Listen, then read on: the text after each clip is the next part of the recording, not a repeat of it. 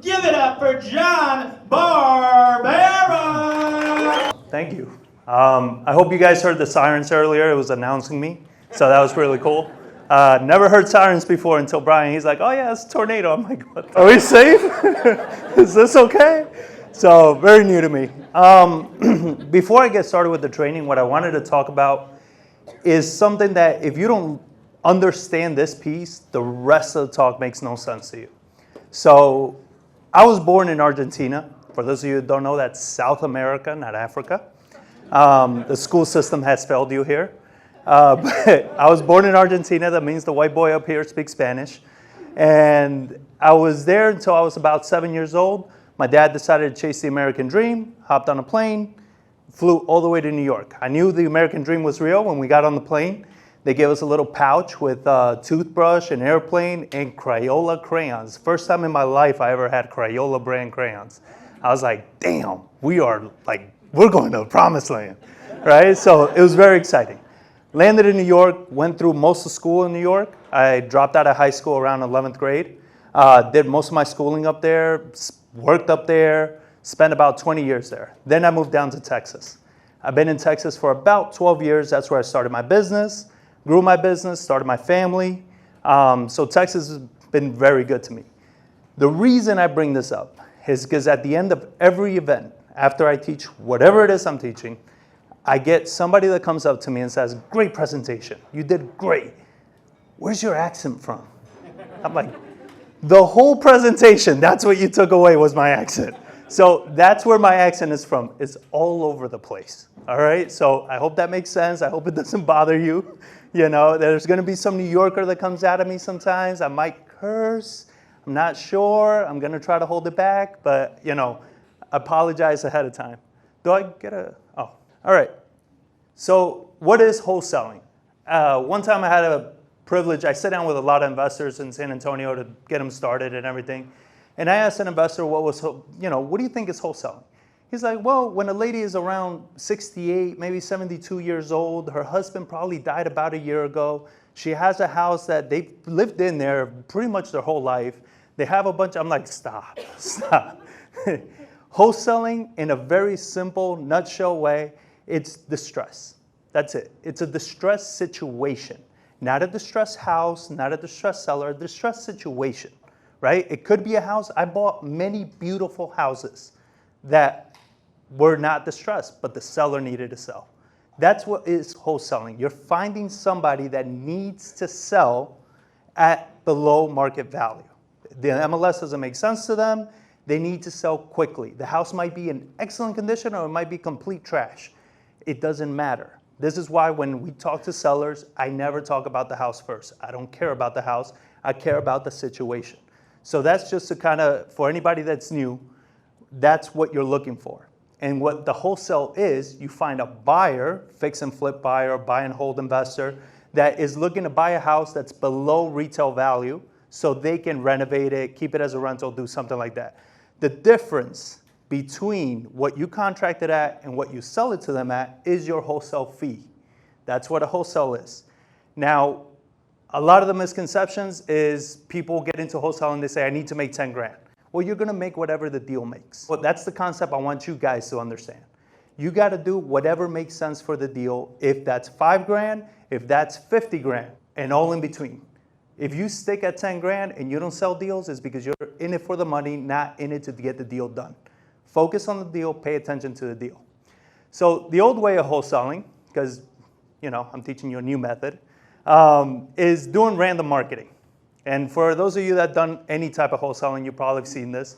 What do? Pull any list, I don't know, high equity, pre-foreclosures, divorce, everything works. You come to a networking event, somebody tells you they're doing evictions, you start doing evictions.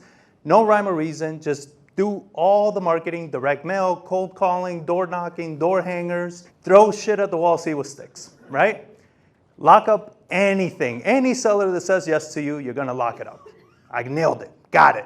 The seller's good, I'm in, locked it up. And then you hope that buyers come by, right? It's just the miracle of wholesaling. You lock it up, you lock up a good deal, and you're gonna find the buyer. And maybe you make some money. Then you rinse and repeat. You do it again. That was the old model. That model for me was a massive struggle. I've been doing this for 12 years, and it was hard. Really, really hard when I got started. I didn't have the money. Marketing costs money. Not getting deal costs money, right? If you need to survive, wholesaling can take a lot of time. And you don't know what a deal is. You've never done a wholesale deal before. So you say, do marketing, get a property under contract. For what price? I don't know. Whatever the seller is willing to sell it at. Is that a deal? I don't know. Hopefully I find a buyer. It's like, okay. You don't know what to ask for. You find a buyer. Yeah, I'm interested in that deal. I guess I want 10 grand. Well, do you want 10 grand? Is it worth 10 grand? Is it worth 7 grand? Is it worth 20 grand? I don't know. Right? This is all the confusion. This is the problem with wholesaling that gets so many people stuck in the process of this. It's so hard to build and scale from there. And I don't want to be one of those sleazy wholesalers. That's the biggest one. Because I'll tell you the truth. For me, for the longest time when I started wholesaling, I was struggling. I was struggling a lot. And I was like, I am not going to screw over a seller, and I'm not going to screw over a buyer. Those are the only wholesalers that are getting deals done. The only wholesalers that are getting deals done, the ones that are screwing over both. And guess what? That was just me being a victim. You understand? That was me looking for an excuse to why I wasn't getting deals done. That's not the truth. Wholesaling is not sleazy. The person doing the wholesaling is what's sleazy, right? So that goes with any strategy. But if you're going at it with, the only deals out there are just crap, the market is crap, all these things, you're never going to succeed in this business. One thing I like to tell people is like, are people flipping houses? Yes. So are people selling houses? Yes. You need to be making money. That's it. That's the only formula to determine if you're in a good market. And St. Louis is an excellent market. So I stopped wholesaling. I started focusing on flips. By then, I've already built enough of a reputation, started flipping houses. My background's in construction, so I knew how to renovate, manage renovations, so I did that for many years. We picked up some rentals, built a small rental portfolio. We built some houses. Never doing that again. We built 5 houses. They were all 5 a nightmare. My God, dealing with the city, dealing with inspectors, dealing with contractors. It was a complete nightmare. It's not something I like or enjoy. And I got burned out a lot, like really burned out. I was getting to a point where I hated real estate, but I'm a high school dropout and I don't have a degree. This is all I did, right? And for most of my life in this country, I was an illegal immigrant. So that means I didn't even have like credit history. So there wasn't many options for me, so I had to keep forcing the success. Then 2020 came and it changed everything. I don't know how 2020 was for you guys, but in Texas, it blew up. We dried up on deals because the biggest problem we had over there was we were being outbid on every single one of our wholesale deals. Every single one that we were trying to buy from wholesalers, they were outbidding us by $50,000, $70,000 when our profit on those deals was potentially 30, 35 grand. I'm like, I don't know what the hell you guys are doing. What are you doing with this deal to outbid me by that much? Having a mic is very uncomfortable. I like talking with my hands. So sorry about that. But it was something that we were being outbid consistently on each and every single one of our deals. So I had to do the thing that I hated the most, is get back to marketing. So we did the same thing. We pulled lists, started cold calling, SMS blast, RVMs blast.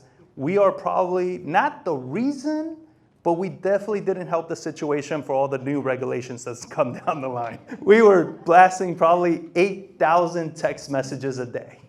So yeah, we were obnoxious. And it was, you could do that. You could do that back then. It was fun. But we had an issue with this too, is it just wasn't enough.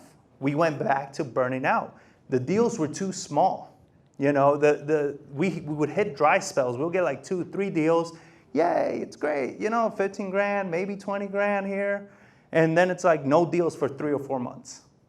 And I'm like, stressed out again, scared. What's gonna happen? How are we gonna pay the bills? Just overwhelmed. And then marketing's not working. The list we were marketing to changed. That's no longer working. The service provider changed.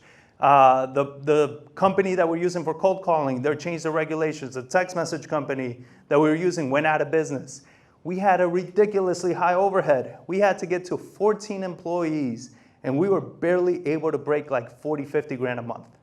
That is a tremendous amount of stress to try to manage a business that way, and we were struggling. It was almost paycheck to paycheck. We were just constantly just over broke.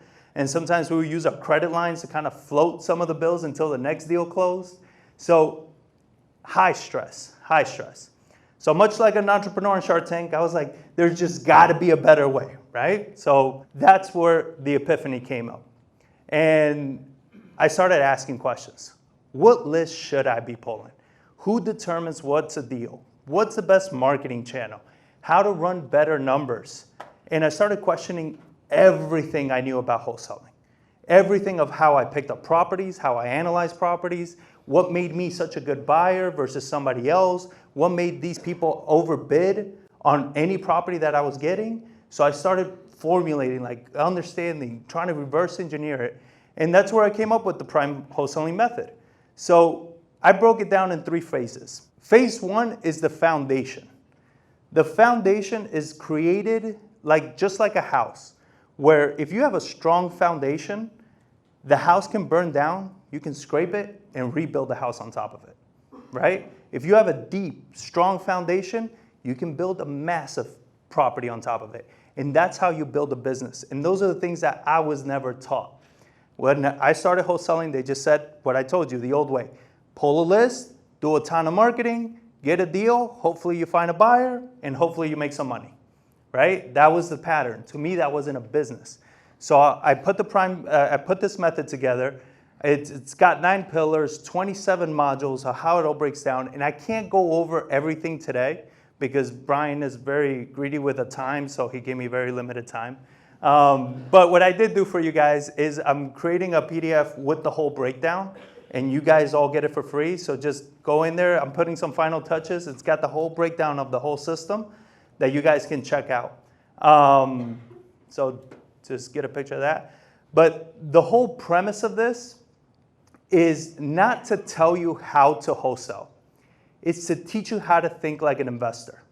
What I'm training you with this method and with what I'm going to share with you today is how to build an acquisitions business, because I needed to solve the problem I wanted. I don't want to be a wholesaler. I want to be an investor. But I want to flip houses that are netting me $70,000, $80,000, $90,000 and not flip houses that are making me 20 grand. That's not how you build a business. It's too much work. For anybody here that's done a house that's netted you 20 grand, after 3-4 months, that's a lot of work, right? That's a ton of work for just $20,000. So what I've been able to do is I was like, I need to source my own deals. But how do I source my own deals and still flip houses? Because flipping houses is a full-time job, right? So we go through a more structured format on how to build that business of acquisition so you will understand as an investor what makes sense. So with that business, we start with pillar number 1. This is market insight mastery. What is so important about this? This is the most boring pillar that everybody hates. But it's the most important one. If you don't understand your market, if you don't understand why it's hot, why it's cooling off, which direction it's going, what's working, what's not working, you're going to put properties on the market and you're not going to understand why they're not selling. I had a lot of those. Now, every single one of our properties, months of inventory in San Antonio right now is over 5 months of inventory. That's a slow market. Our houses still sell in less than 2 weeks. You understand? And it's not because I'm magical, but it's because we understand the market that we're pricing our houses in. And it starts with this. And this is something that I've been in this, again, 12 years. I know very few people that actually understand their market. So why does this matter? Precisely for that. You're going to rent a property. People ask me, John, is this a good rental? Pillar number 1. John, is this a good flip? Hey, pillar number 1, right? Do you understand your market? Do you know what's working in that area? Why are you going to flip in that area? What type of flip is selling right now? What's the median prices? Like what's working, what's not working? You got to understand your market. So the data that we pull, here's the framework to it, is you got to understand months of inventory. Months of inventory tells you how good the market is, right? San Antonio, like I said, we're closer to 5 months of inventory. It's slowed down a lot. St. Louis, I don't know if Lucas is still here or anybody that knows, but 2 months? Yeah, so that's a beautiful market. That's why you're getting over-ask bids on all your properties. 2 months of inventory, that is a market where there's so much demand and not enough supply. What does that mean? You can be more aggressive with your flips, right? You can push numbers more. You can maybe not go so crazy on the renovation. A good strategy that works in these types of markets is wholesaling. Wholesaling is the combination of wholesaling and retail, right? You buy a house that fits, that qualifies for traditional financing, but it's not updated. You clean it up, you put it on the market. We've made a lot of money on those deals, but you gotta know your market. Does it make sense to do that property in that area? Then the hottest prices. Now, the hottest prices are the prices that are selling the fastest based on months of inventory. You gotta run those numbers. What price point in St. Louis moves the fastest? And what are the hottest zip codes? What are the areas in St. Louis that move the fast? I get a lot of students that tell me, we start pulling the data, and I'm like, it looks like it's this side of town. Oh, I don't like that side of town. I don't care, right? Because you want to make money. Like, what are we talking about your feelings? You know, that's the problem, though. Everybody in real estate gets too caught in their feelings. I don't like this. I don't like that. Well, if you're about your feelings, this whole business is going to be very hard. You got to do what is necessary. You got to do what the market wants. Supply what the market wants. So when you pull these data, how do you put it together? You get the hottest price points, you combine it with the hottest zip codes, and you got yourself, if you get a house in those areas, it's going to move quickly, whether you're wholesaling it or you're flipping it. Now, if you're flipping it, it allows you to be a lot more aggressive with your offer. Because you know that it's like, hey, this area is in high demand. I can go and I can be aggressive to this seller because it's like, let's go. I'm going to sell this house. But if you're not sure and you go to a property, and I was talking to some investors earlier, but you go to a property and other wholesalers are there and they're like, I don't know if I can make this deal work, this and that. But you understand the market, you understand the area. You go and you're like, here's my price, here's my offer, I can close right now. You know, it carries weight, but you can't have that confidence if you don't understand what the market is doing. If you don't understand how hot the market is, what's working in the market, what's not working in the market, you're never going to go anywhere. It's always going to be a struggle. And what this is going to do is also when it tells you what areas of town is working, is not working, what's moving, what's not moving, that's going to help you understand your marketing that you need to do. Because based on that data, you're going to see that it's like, oh, maybe it's the lower ends of town. Then what are the possible motivators for sellers on those sides of town? What could cause a seller in that side of town to want to sell a house? Now you start asking the questions that are going to lead you to the marketing that you need to be doing. Does this make sense? So pulling the market data, again, is the most important pillar. It's the one I keep going back to time and time again. Every time somebody asks me, should I buy this rental? Should I buy this flip? This is your answer. The data is going to tell you what you need to do, not another investor. Another investor is going to give you an opinion. The data is going to tell you the facts. The data is going to tell you why their house is not selling, how much to sell it for, should you price it under, should you price it over. In a market with 5 months of inventory, people say, oh, that's a terrible market. No, you just got to be a little bit more aggressive with your deals, right? I got to get them a little bit lower, and maybe I got to do a much better rehab and price them a little bit lower than I would have before. They still sell. Everything at the right price is always going to sell. I mean, that's just the magic formula, right? Everything makes sense at the right price. So that's all you want to know is, are the months of inventory going up? Is the market slowing down? And what we do is we track this, all this data, we track it month over month. Because then after 5, 6 months, you see patterns. You're like, oh, I see the market slowing down. I had a lot of new students that started freaking out in the last few months because they're like, man, the market is really just slowing down. I'm seeing the data slowing down. I'm like, yeah, you're in the winter. That's normal. You haven't been in it long enough to have the data from last winter to see that that's what the markets do.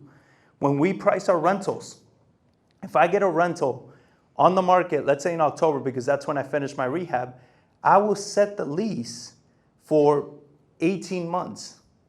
I will try to get a tenant so that when the lease is up, it's up in March and April, because that's when we get the highest prices for our rentals. So we do more custom fitting leases, so we make sure that whenever a lease is up, it's always gonna be up in the hottest time of the market. Does this make sense? So again, how did we determine that? Doing the market research. We didn't determine that because we're just so good. I mean, we are, but it's also the market research helps a lot. So when you start pulling it over months, you start stacking the data, and now you start seeing patterns. In San Antonio, we had a massive spike in months of inventory. Massive, massive spike. We're like, holy crap, what just happened? What's going on? It scared the crap out of us.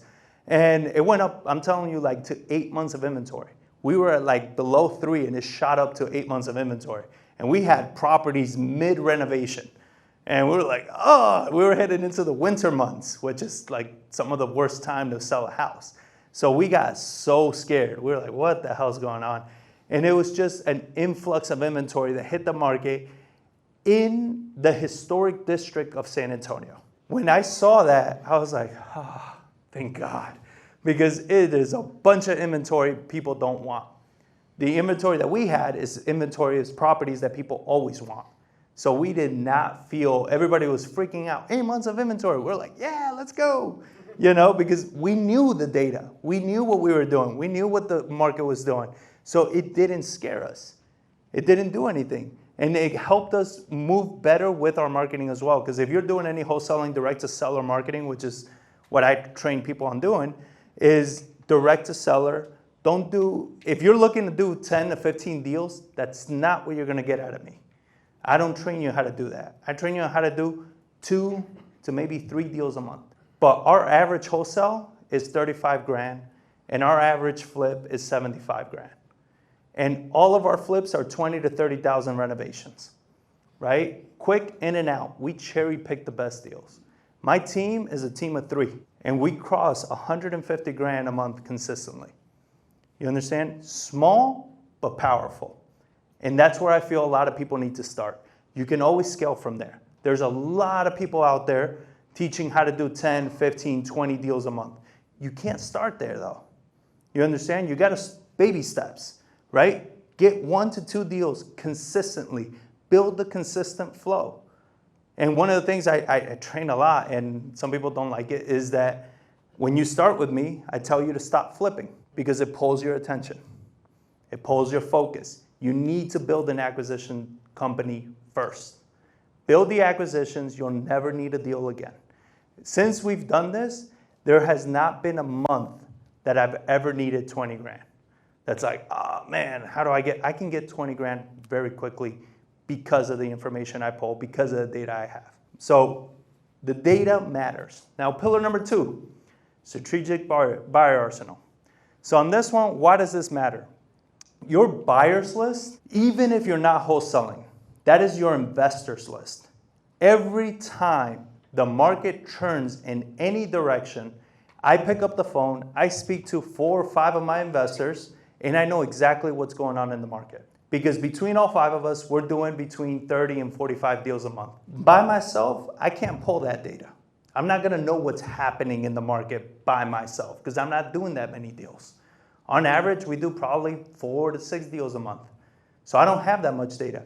But my investors, with everybody combined, when it happened in San Antonio in January 22, interest rates shot up, taxes shot up, insurance prices shot up, and rents stayed the same. All of a sudden, I'm calling all my buy and hold investors. What are you guys doing? They're like, I don't know. We can't cash flow. I was like, good. I'm not working with you guys anymore. So I was not sending any deals to any of my buy and hold investors anymore. I knew I needed to pivot my marketing to strictly to fix and flip investors because the buy and hold investors were not willing to leave $40,000, $50,000 in a house just for them to cash flow, right? Because that's what it was. That 70, 80% formula went completely on its head. All of a sudden, we're seeing flippers buying at 80% because they're willing to make 20 grand on a deal, and buy and hold investors needed to buy at 60% just so they could have enough equity in the property, just so it would cash flow. As a wholesaler, as an investor, that matters, right? And as an investor, that mattered the most because then I was like, I'm finding my own deals. I'm like, hey, this one cash flows, but I got to leave 100 grand in equity in the deal just for it to cash flow? I don't think so. I'm going to sell this one. I'm going to take the 100 grand right now, right? But now I'm making my decision based on what I know because I see what the market is doing. And any real estate market, from what I've gathered, is rents take on average 2 to 3 years to catch up to a massive rise in prices. St. Louis didn't have that kind of upswing that we had in Texas. Texas, everybody moved to Texas during the pandemic. So it just shot up ridiculously. But St. Louis didn't have that influx. So you guys still have a good ratio between price value and rents. You still are finding great deals. But your buyers is where you're going to understand what it all looks like. So what strategies are working? Again, I meet people that haven't done anything. They're like, I want to buy land. Why? I don't know. I just want to buy land. Does land work in your market? I don't know. It's like, how about we figure out what works in your market first? Let's figure out what your buyers are doing. Let's figure out what the market is doing. When you figure out what the buyers are doing, what's working, what they're making money on, what do you have to do? Do the same shit. Like, it works. Why do you have to do something that doesn't make sense? You understand? Like, again, it doesn't make sense. No need for ARV or repairs. Now, this part, I tend to lose a lot of people. If you're wholesaling a house and you are running ARV and repairs, you are wasting your time and losing deals. Only every time. Why? Again, I've been doing this for 12 years. I've never met investors that can agree on ARVs. Everybody's got their own interpretation of what the right ARV is for this house. Some people are very optimistic, some people are very conservative, right? I don't care. You as a wholesaler shouldn't care because they're the ones buying the house. And the same goes for repairs. I'm going to factor in repairs. If you're not using my contractors, sourcing the materials how I source them, managing the rehab how I manage it, there is no way in hell that we're going to nail the same repairs. I used to do property tours. I'm walking through a property. It's 1,500 square feet. We just spent $55,000 on the renovation. And one of the people on the tour, they asked me, they're like, oh, great. I have a similar house, so it's going to be about 55 grand. I was like, no, it's not going to be 50. It's 55 for me. I don't know what it's going to be for you. If you're not using my guys, managing the rehab how I manage it, sourcing the materials how I source them, going to a project every single day, doing, keeping the timeline tight, selling for the price that you're supposed to be selling, at the speed you're supposed to be selling, there's a lot of variables there. So as a wholesaler, why are you doing this? This is why I was being outbid every single time. There are buyers out there, and there are here in St. Louis as well, we've proved it. There are buyers that are willing to pay so much more than you are for a property. Now, you may do what I used to do. These buyers are idiots, right? They're morons. They don't know what the heck they're doing. They're going to lose their ass. Well, they keep buying houses, and I wasn't getting any deals done. So that ego of mine, that whole insecurity of like they're idiots and all that was not serving me. So I was like, you know what? If they're buying it, something's making sense to them that's not making sense to me. Why am I going to reinvent the wheel, right? So we do also reverse wholesaling. What reverse wholesaling is, you get yourself a really good motivated seller. They give you a price. You're like, man, I don't even know if I can make this work. They want 110. Take some pictures of the house. You take it to one of your buyers. Hey, this house, any chance you can come in anywhere near like the 130? Let them give you a price. If they're like, oh, hell no, I wouldn't buy this for more than 90, then the 110 is not going to work, right? But if your buyer tells you, no, I can't do 130, but I can do 125, now you got a decision to make. Do you want to do it for 110? Do you want to negotiate? But you got a done deal pretty much. It eliminates all the risks. You see, it's not that hard. We make it hard because we want to be very, investors. We're cool. We know how to, here are the ARVs. It's like, that means nothing. Anybody that's done any level of flips will know that even appraisers suck. I mean, I've had appraisals come back and 100 grand off. I'm like, what are you doing? We went 3 years back. Why would you go 3 years back? Like, the market was drastically different 3 years ago. Like, who taught you how to do this? You know, so those are appraisers. That, literally their whole job is to do that. I mean, you know, well, I'm not going to go down that road. It triggers me a little, okay?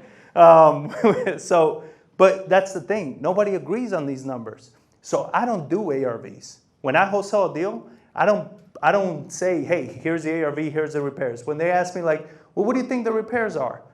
Here's 120 pictures. Talk to your contractor, right? Figure it out. I'm not telling you what my repairs are going to be. Here's the other part. I would wholesale deals when I started to these buyers that they would call me up and they loved me. They're like, John, I made so much more money than I thought I was going to make. I'm like, yay, but I'm still hungry.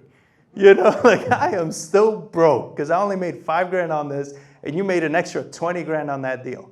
Good for you. I like the reputation, right? I like the fact that you're happy that you worked with me and all that, repeat business, but I still got to eat, you know, and I wasn't making the money.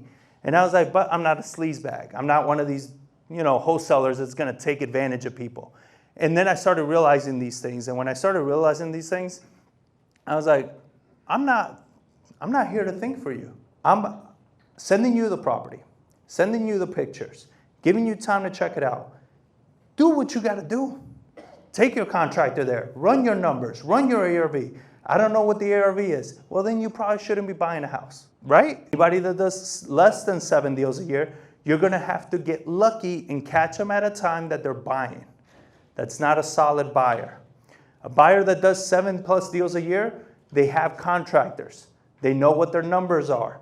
They know what the areas are. They know what they want. You understand? When you start talking to buyers and you ask them, you know, like, hey, what's your buy box? And the majority of them don't know. They're like, well, if the deal makes sense, well, you know, I really hope you buy houses that make sense. You know, that's a good strategy to start with, but like, you got to give me some metrics, right? Anything in St. Louis. St. Louis is big, you know, so you got to start asking better questions. The best question I like to ask, once I determine that they do at least 7 deals a year, is what houses don't you like? People can answer what they hate more than they can answer what they like, right? So again, I did pillar number 1. I know what St. Louis is doing. I know what St. Louis is producing. I know the hot areas. I know the bad areas. Do you buy in this area? No, I don't like the South Side.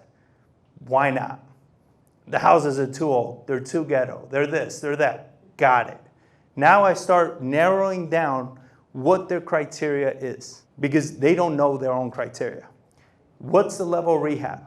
Oh, cosmetic rehab. What does cosmetic mean to you? I've done $180,000 renovations on a 1,400 square foot house. So my level of cosmetic is drastically different than somebody else's level of cosmetic. To some people, it's carpet and paint. To me, it's pretty much anything interior that I don't have to do anything structural, right? If I'm replacing the cabinets, the bathrooms, the lighting, that's a cosmetic rehab to me. To somebody else, it's carpet and paint. What does cosmetic mean to you? What aren't you willing to do? Will you do an addition to a house? No, I wouldn't do an addition. Would you fix foundation, HVAC, electrical, roofs? I mean, roofs, not a big deal, but anything, I don't know what it is here in St. Louis. Like what in San Antonio, we have 2 types of houses, those that have foundation issues and those that are going to have foundation issues. So I make sure with everybody, every time I speak to a buyer, I'm like, do you deal with houses that have foundation issues? No, I don't buy those. I'm like, all right, see you later. You know, you're never buying a house in San Antonio, you know, because that's what it is. That's the soil. You have houses with foundation issues consistently. So I am digging deep into these buyers. What's working, what's not. What type of funding are you using? Because a cash buyer, although they seem attractive, the problem with cash buyers is they run out of cash, right? They can only have so much cash. I use hard money. You can only have so many hard money loans. This goes out to a lot of you flippers too that you use hard money. Hard money is great, but when you have 5, 6 houses with hard money loans, that monthly bill gets very high. That overhead gets very high. I have bought a package of 6 houses from a hard money lender that foreclosed on an investor that could not pay the monthly bill. And there was equity in every single one of those houses, but they could not keep up with the payments, right? So I want to make sure that I'm not dealing with an investor that gets tapped out at 3 properties, right? Or somebody that's using hard money terms that are too high. They're very new. So the hard money terms they're using are ridiculously high. They're never going to be premium. The other thing I want to know, my buyers. I want buyers that buy from wholesalers or the MLS. They have no other option than to buy from wholesalers or the MLS. Therefore, they're going to pay a premium. I tell, every time I give a talk in San Antonio, and people say, what's your buy box? I was like, I promise you, if you're bringing me a deal, you don't have buyers, because I don't pay premium, because I source my own deals. I am not going to do a deal for 20 grand.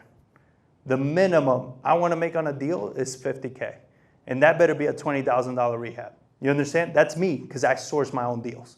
But I have buyers that are willing to do that same renovation and make $20,000. That's a $30,000 swing on the same property. That 30 grand could make you a better offer to the seller, a bigger wholesale fee to you. I mean, it gives you so much more leeway. But if you don't have the buyers, you're not going to get that. So you leverage your buyers. I leveraged my buyers since I started. I started broke. I was very broke when I got started in this. You go to a buyer that's like, I need properties. Cool, well, I have time.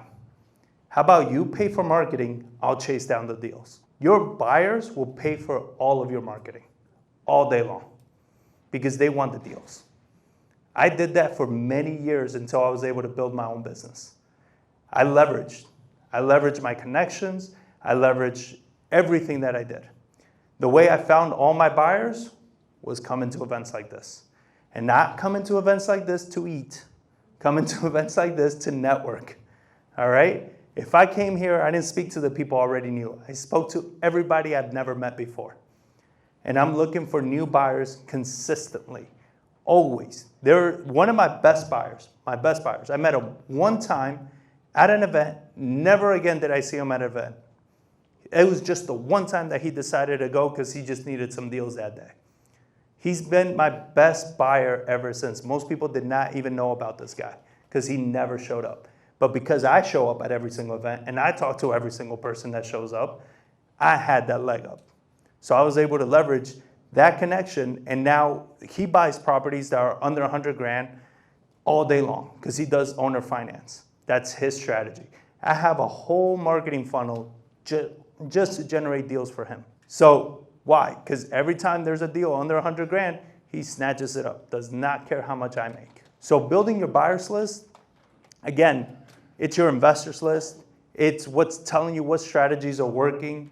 Why are those strategies working? What's making sense in the market? You know, you leverage your buyers to be your, a lot of my buyers became my lenders after a while. I use private funds. I've never used hard money. You know, most of my buyers became my lenders. They didn't have the time to chase down these deals. So they rather lend me money. But that was because, again, I did so much business for them, right? So you want to make sure that when you're doing this and when you're running your numbers and you're about to wholesale a deal, and I had 2 students recently in St. Louis go after the same deal. And one of them says, I can't make the deal work because it's, you know, the best I got a buyer at is 125. My other student says, he says, you know, does this deal make sense? Well, do you have a buyer? Yeah, I have a buyer at 150. The seller wanted 114. I was like, I think you got a deal there.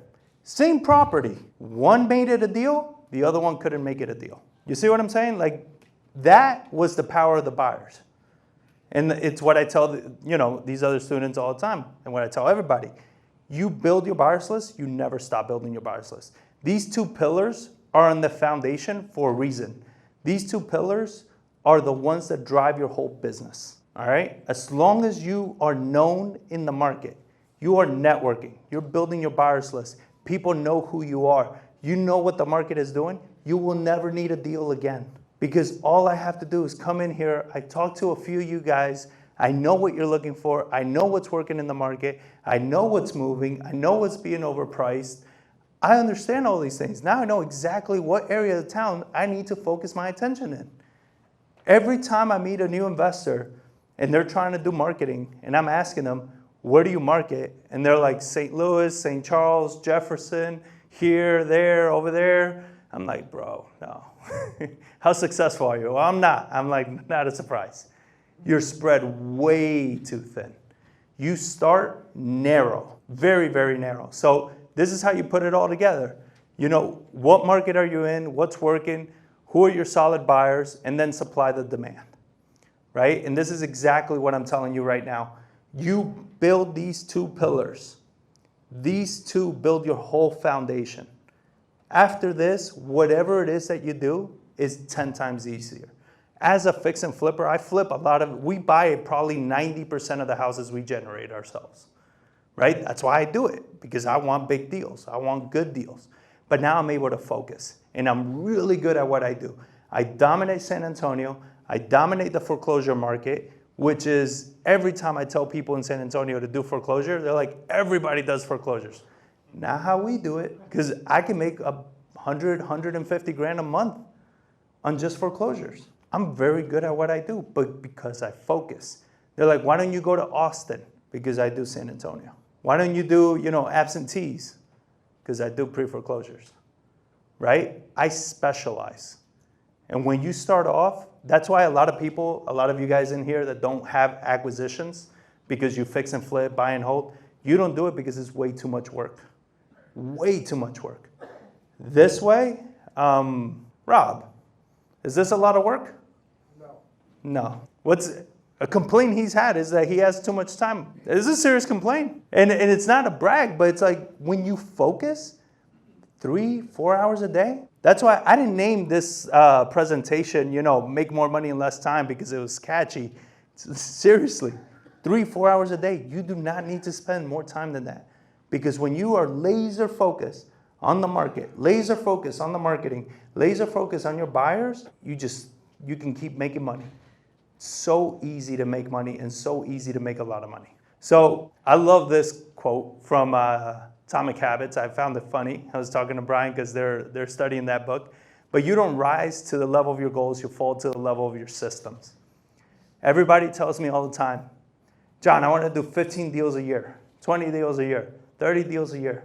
I'm like, who cares? Why don't you focus on building the systems that can generate you consistent deal flow? That's what you need to focus on, not the number of deals. Because you can't control your results. You can only control the actions you take. The actions you take are the actions to get the marketing going, to get your acquisition business set up, to get the deals consistently coming in.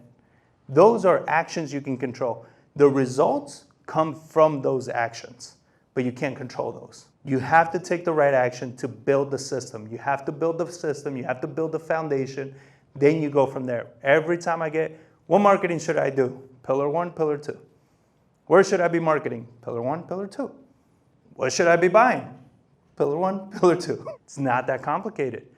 The market is telling you what's working.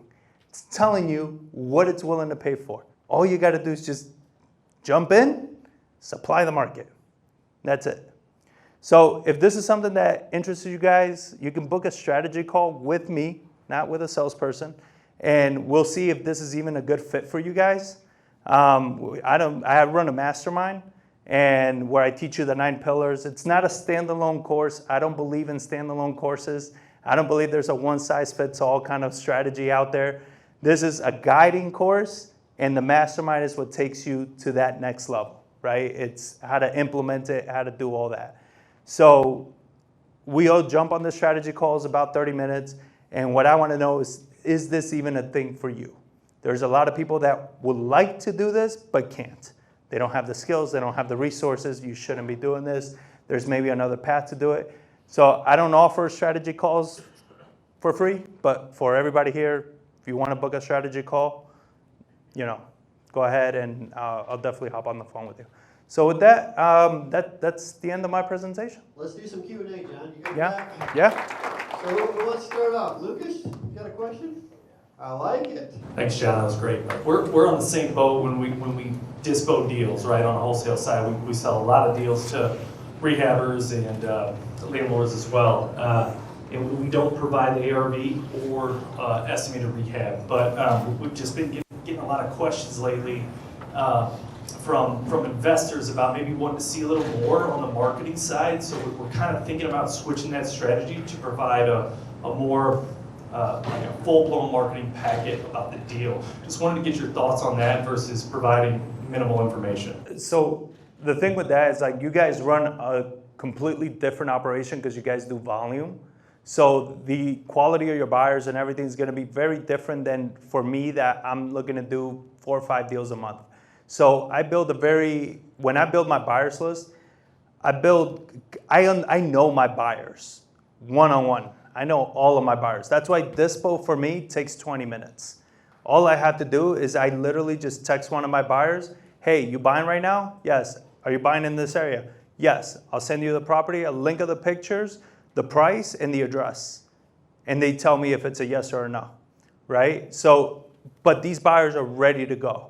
So I think for you, I think you guys, you guys do volume. I mean, I don't know if you can do it to that level. I don't think it makes sense, right? You probably have a ton of buyers that get these deals, and you're going to have a different, array of questions they're going to ask you. But to me, anybody that asks for more marketing and stuff like that, it's like, you don't know what you want, right? And that could be dangerous as a buyer, and you may be flaky as a buyer for me. So I'm not going to put the extra work for you. It's like you need to learn the market yourself. Does that make sense? Yes, sir. Go ahead, right here. Oh. Kind of with the volume side of things as well, do you always give it a price, or do you sometimes reach out to a couple of investors and say, like, highest and best? So I never do highest and best because it just pisses people off, right? You come to me as an investor, you say, hey, what's your highest and best? I'd be like, I'm not going to negotiate against myself. That makes no sense, right? So what I do is, what I talked about reverse wholesaling, is if I'm not sure on the price of the house, like what the price is, I go high, like stupid high, right? Because if that price doesn't work, what ends up happening, like for me, if you bring me a house that I'll probably pay $125 for, and you say, can you do $145? Like, hell no. But you're like, what can you do? I'll give you my $125. Because I'm not going to lowball you because it's like you're so high. It's like, look, I need to be at least at $125. So I'm giving you my top dollar already. So now that's like, all right, his top dollar is $125. But if you start, let's say, too close to what the value kind of is, most buyers are going to still beat you down anyway. Because nobody wants to pay what you, even if the numbers make sense. It's like, yeah, the numbers make sense, but I'm not going to pay that. I'm going to pay a little bit less. So I start higher. And it's honestly, I did it just because of that, because people are always haggling. But what's been the happy surprise for me is how many people are actually, their numbers are much higher than I would have thought, right? I start at 145 thinking that they're probably going to hit me with a 120, and then they're like, nah, I can probably do 140. Like, let's go. Done. I fight it a little bit, be like, man, is that the best you can do though? Like 141.5 maybe, right? Like, because I can't, and this works with sellers too. If you ever have a seller that says, I want 150 for the house, and you're like, man, 150 works, never pay 150 because it was too easy. They get that seller's remorse instantly of like, shit, should have asked for more, right? So they ask 150 works, I start at 145. I will not pay 150. I'll pay 149.9, but I won't pay 150. And I tell you this because I've lost a lot of deals because of that. It's silly. I know it's silly and it's funny and it's ridiculous. We should all be able, adults, to agree on a price, but we're not. When you feel like it was just too good, too easy, you're like, should have done more, right? It's that feeling. Yeah. Okay. If you're laser focused in on a market and you know the market, do you feel like you physically have to be in that market? I do. Yes, I do. Managing from afar is a whole different thing. Are you talking about flips, wholesale? What specifically? Well, mostly wholesale. I live in Costa Rica. That's pretty far, yeah. And I've got properties in Missouri and Kansas and Oklahoma, and I I manage remodels from Costa Rica on some of my properties. But as far as switching to wholesaling, because I'm looking for something I can do a lot less hands-off than what I'm doing right now, because I don't want to come back here that much. I kind of like You don't like the alarms? Yeah. They're nice. We have earthquakes. Oh yeah. The thing with that, so with wholesaling, what I've seen brings bigger, deeper discount deals. You know, like I said, on average, our wholesale deals are 35. We're closing on a wholesale right now for 90 grand, right? Like they're discounts. They're not $10,000 wholesale deals. They're steep discounts. The way we're able to do that is because somebody goes to the house physically to talk to that seller with contract in hand, able to talk to them, connect with them on a personal level. This isn't a virtual, this is why like when people preach like virtual wholesaling or AI, cold calling and all that, I get excited because I'm like, man, you guys are gonna suck, right? Because they don't compete with me because all they gotta do, their only hope is volume. I don't need volume. I get big deals, so I don't need volume, right? So what I recommend is you get somebody local that you can partner with. Somebody that can be your boots on the ground. Somebody that has charisma, you know, a decent presentation, you know, and just not somebody hideous. People like pretty people. No, I'm just kidding. I'm joking. I'm not, you know, somebody that's nice. But partner with somebody that's here that maybe you can supply, you know, you can pay for the marketing, you can pay for the systems, you can pay for that, and they do the legwork, right? They go to the properties, they speak to the people, they build a rapport, and you can go coaching them or helping them on how to close these deals. But you need, in my opinion, you just need boots on the ground. I know there's a lot of people out there that do virtual. By all means, have fun. I just haven't seen the spreads that make virtual make sense, in my opinion. What's up, brother? It's funny you say that because the deal I have under contract in Texas virtually has about an $80,000 spread on it, but definitely not doing good there. Well, because it's but it's a spread, but it's not a done deal, right? And then it's like, what is the consistency of you hitting those deals all the time? Because you're all over the place. So it's not that you can't make money doing that. I'm not saying that at all. I'm just saying consistently it's going to be hard. And I try to tell people, don't stay as a wholesaler. You're just pushing contracts, right? The goal is for you to grow, to be able to flip houses, to be able to acquire rentals, to be able to be an actual investor. To me, a wholesaler, sorry to offend anybody, but it's not an investor. You know, you're a wholesaler, you're a marketer. That's what wholesaling is marketing. I appreciate that. What do you think the best investment you made, either into yourself or your business, was? Hiring a coach. When I started hiring a coach,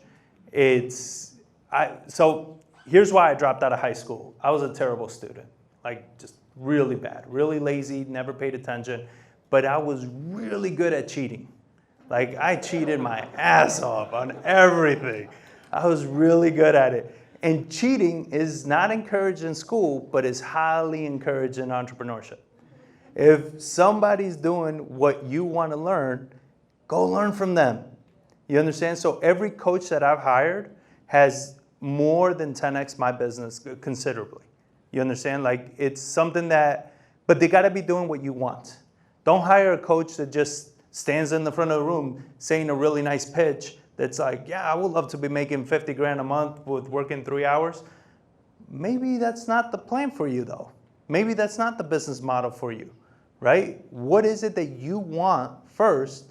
And then who's the person that can help you do that? And it doesn't always have to be a paid coach. It could be somebody local. You know, before I started actually like coaching and teaching, I was coaching people for free locally because I like helping people. So even any of you guys here, you reach out to me on social media, I'm going to respond and I'm going to help you out and I'm going to answer all your questions. You understand? Like it's just, I enjoy doing that. But there is no one investment that's going to make more money for you than investing in you. You're the money maker, not the property. You understand? You can lose a property, but as long as you're still here and healthy, you'll keep making money. Question in the front here. First of all, I'd just like to say thank you for all the information. This has been great. From the wholesale side, I know you said you do a lot of pre-foreclosures and stuff like that. Over 12 years that you've been doing this, like, what lists have you liked to go? Like, what are successful, the more successful lists, and what lists do you try to stay away from? We go back to what is the market doing at the time. So before the interest rates shot up like they did, we were actually having tremendous success marketing to properties that had the senior citizen exemption on them, and that they owned them for more than 15 years. Because now it's an elderly couple that has a house that's 15 square feet or bigger, and they've owned it for 15 years, it's probably dated, and we were killing it. We were doing, very well with that list. The market shift. We needed to shift with the market. We went to pre-probates, actually, before we did pre-foreclosures, because it was still kind of during the moratorium wasn't fully over and all that nonsense. So we were waiting for that, so we did pre-probates. We were doing really well with that until foreclosures were allowed again. Then we went all in on foreclosures. Foreclosures is where we are able to structure subject to deals. And that's the other thing too. When you're negotiating your own deal versus buying from a wholesaler, you can structure whatever deal you want.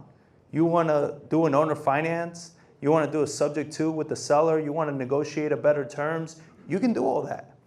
But what I've learned is like a lot of wholesalers are terrible negotiators. So they're wholesaling you a deal, but it's like maybe if you would have gotten a hands on that deal, you would have gotten it much lower than what they even got it for. They just don't know how to speak to sellers, right? So the list that works is what the market wants. We do pre-foreclosures in San Antonio, but they're not that good up here.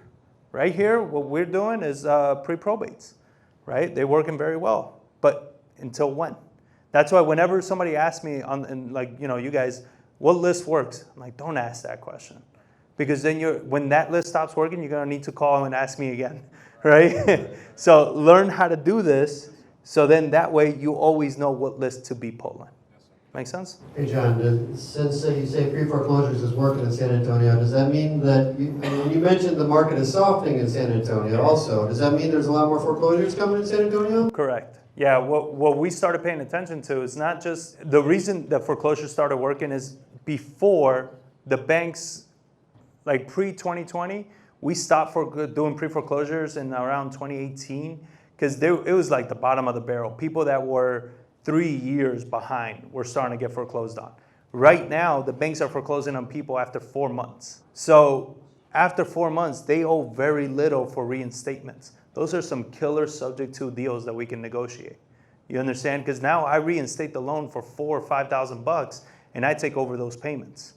And I'm in it for nothing, right? And that house is cash flowing right away. So it's a great strategy. Now, a caveat to that, subject to is not something everybody should be doing. All right, I know you have these gurus out there like, hey, sub two, but it's a very dangerous strategy. It is something that you got to respect the strategy, because you can take the sellers home and give them no recourse. And you can really screw over some sellers out there. We have, as people that market for deals and negotiate and do all that, we have tremendous power. You got to make sure you use it wisely. Don't screw over sellers. We're not in the business of stealing houses. Right? We're in the business of helping people that need to sell, not want to sell, that need to sell. Yes. Hi, John. Hi.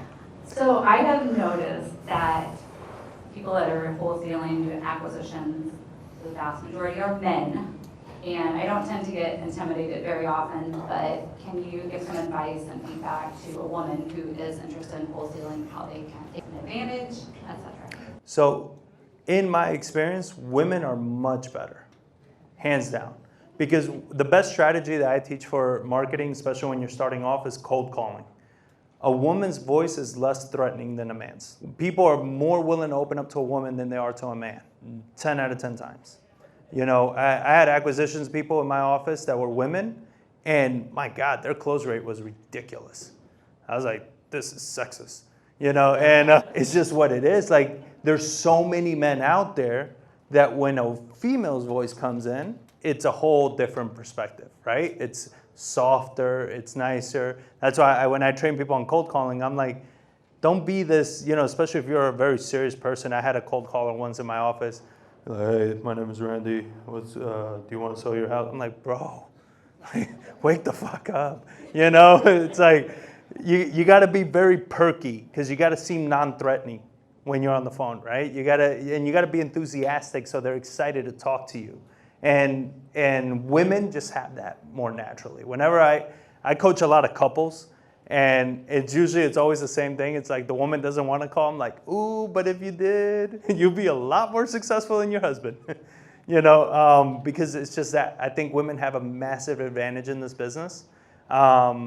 So it's a limiting belief. Get rid of that because it definitely is not true. Yes, sir. Hey, could you explain reverse wholesaling? Does that mean you buy it high, or how does that work? So reverse wholesaling, I didn't even know that was a term. I learned it from some guru on YouTube. I was doing it already, and they just coined it. I was like, oh, that's cute. But pretty much what it is like instead of you contracting a house and then trying to wholesale it, you go speak to a buyer first on what it is that they can do, then go contract it based on that number, right? So that's why they call it, I guess, reverse wholesaling, because you're not contracting it first, you're contracting it after you kind of get almost like a commitment from your buyer. So I've done this a lot. There's times that I get properties that I'm just looking at them and I'm like, man, I don't know what the hell I'm gonna do with this one. The seller's really motivated though. So I'm like, I talk to the seller, I'm good at like getting deep into what they need. And it's like, all right, they need 70 grand. So now I reach out to my buyers. I'm like, would you do 100, right? I just throw a number out there. I don't even have it under contract. So I don't blast it. This is why we build a buyer's list. This is why so many people struggle. They blast their deals. Then they get 15, 20 buyers calling them. You're wasting all this time trying to close this one deal. And your marketing takes a hit because your marketing cannot stop. That's why when I wholesale properties, it takes me 20 minutes. I go directly to the buyers. So reverse wholesaling, you have a buyer's list. You have a buyer that potentially likes houses in that area, right? You send them the pictures, you send them the address. Can you do 100? Yeah, I can do 100. When can I go take a look at it? Let me get back to you. Let me schedule something with the seller. Go to the seller, lock it up for 70, go back to the buyer, be like, you can go tomorrow, right? Now you have yourself a buyer ready to go for that property. So there's less risk and you don't look like I don't like people wasting the seller's time either. That's why I say build a buyer's list. When I contract a house, I always contract it with a buyer in mind, right? I've heard so many people, they're like, oh yeah, we contract 6, 7, 8 contracts a month. How many do you close? 3. I'm like, that's terrible. I contract 4 and I close 4. You understand? Like, to me, like backing out on a seller is the worst thing I could possibly do. The only times I've ever backed out on a seller is when they didn't tell me that they had these massive liens on the house. That's like, shit, that just killed the deal, right? But that wasn't me. That was they weren't disclosing it. When we went through title, we found those things out. But I hate backing out from sellers. When I give my word, I'm there. Let's go, right? So if I'm not sure, that's where you do the reverse wholesale. Thank you. Yep. Hey John, up? when you are dealing with pre-foreclosure, are you dealing with the bank or the homeowners? Pre-foreclosure is with the homeowner. So until it gets actually auctioned off, it's still their home. They can sell. All they got to do is make sure they cover what they owe. So that's really the only difference. So whatever it is that they owe on the house, if you can cover that and it's still a deal for you, you deal with the homeowner and you buy the house the traditional way. But with pre-foreclosure, where it adds the benefit is if they're really, like they're going to lose the house, right? It's either you sell or you lose it. We've had marginal deals that's like, man, the only way this works is as a sub-2, right? If I can keep the loan in place, take over the payments at a 2% interest rate, with $600 a month payments, and it rents for $1,300, I don't have a lot of equity, but it'll cash flow. I'll do that deal, right? So that's the benefit with those. Are you doing short sales at all, or are you just mainly focused on the sub-2s, these equity deals and sub-2? Yeah, short sales, we don't come across a lot of them. So again, when we pull our foreclosures, because we get so many in San Antonio, we filter them by 10 years or older from the deed of trust date. So that way we increase our chances that the property has equity. So, and that's kind of like whenever we pull any list, and you want to know if it has equity, I don't use PropStream or Deal Machine or whatever their guesstimate is. I use the last deed transfer, right? If the last deed transfer is 10, 15 plus years, there's a pretty good chance that they have the refinance? Maybe, but more than not, they haven't, and they have a good amount of equity in the deal. So that's how we filter our leads to make sure that we have enough margin and meat on the bone.